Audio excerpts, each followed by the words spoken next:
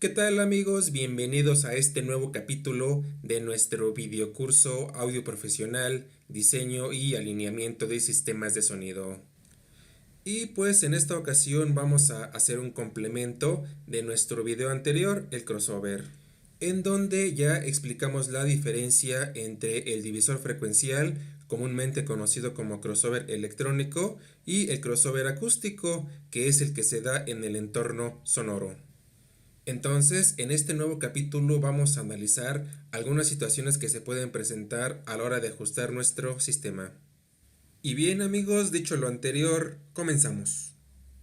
Y empecemos por recordar un poco lo que es un divisor frecuencial de tipo activo, que es básicamente un grupo de filtros pasabajas, pasabanda y pasaaltas que dividen el espectro de la señal de audio para posteriormente ser enviada a diferentes altavoces. Asimismo, la topología y orden de los filtros estará determinada por cada marca de cada fabricante de divisores frecuenciales. Y también definimos el crossover acústico espectral o espacial como el punto en el entorno acústico donde dos altavoces interactúan de manera más agresiva. Y a este concepto le añadimos las siguientes definiciones. Crossover unitario o unidad, definido como el punto de interacción donde los niveles han caído menos 6 decibeles y por lo tanto el nivel de la suma resultante es de 0 decibeles. Crossover solapado, definido como el punto de interacción donde los niveles han caído menos 3 decibeles y por lo tanto el nivel de la suma resultante es mayor a 0 decibeles. Crossover espaciado, definido como el punto de interacción donde los niveles han caído menos 12 decibeles y donde el nivel de la suma resultante es menor a 0 decibeles. Vale la pena mencionar que cualquiera de los tres casos que se nos presenten en el campo de trabajo están directamente ligados a dos cosas, que son la topología y orden del filtro del divisor frecuencial y de la respuesta en frecuencia de nuestros altavoces. Y bien amigos, pues ahora vamos a hacer una pequeña demostración para lo cual utilizaremos un divisor frecuencial de tipo activo y cuya topología de filtro es Linkwitz-Riley de segundo orden, cuya pendiente de atenuación es de menos 12 decibeles por octava. Y bien amigos, ahora procedemos a hacer la demostración y para ello primero excitamos el sistema con ruido rosa y posteriormente activamos primero la vía de subgraves. Ok, ya tenemos ahí la gráfica en color verde y posteriormente activamos la gráfica de medios agudos, que es la gráfica en color azul. Y ahora veamos qué podemos extraer de las gráficas. En primer lugar, vemos que la frecuencia de crossover o punto de crossover se da en un nivel de aproximadamente menos 6 decibeles y que los niveles están igualados, por lo tanto la interacción será fuerte. Ahora, si vemos en la parte de abajo, las respuestas de fase están completamente igualadas, entonces podemos asegurar que tendremos un crossover unitario. Y para visualizarlo de mejor forma, vamos a activar la gráfica de la suma, que es la gráfica en color rosa. Efectivamente, es lo que podemos ver, que en el punto de crossover tendremos un crossover unitario.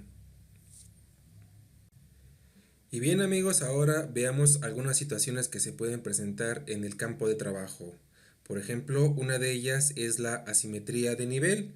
Por ejemplo, si los niveles no están igualados, podemos observar que el punto de crossover siempre se moverá hacia el altavoz de menor nivel y crea un efecto que se denomina crossover asimétrico. Y ahora veamos el caso contrario. Si variamos el nivel de la vía de medios agudos, podemos observar exactamente el mismo efecto, que el punto de crossover siempre se desplazará hacia el altavoz de menor nivel. Y cuando la vía de subgraves es la que domina, aparte del crossover asimétrico que se presenta, también se denomina un efecto que veremos más adelante que se llama desplazamiento al rosa.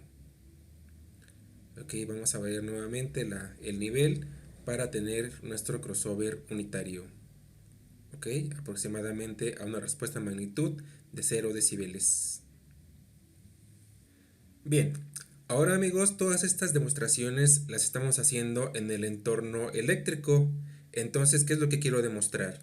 Que aunque en el entorno eléctrico tendremos un crossover unitario, eso no me garantiza que en el entorno acústico también lo voy a tener.